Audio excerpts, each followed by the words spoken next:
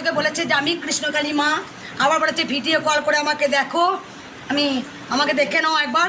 ছেলে বারণ করেছে যে টাকা দিও না মা, এটা মঙ্গলা মা নয়। তাও মা জানে না, বুঝতে পারিনি, উপকার পেয়েছে, ফোনপে টাকা পাঠিয়ে দিয়েছে।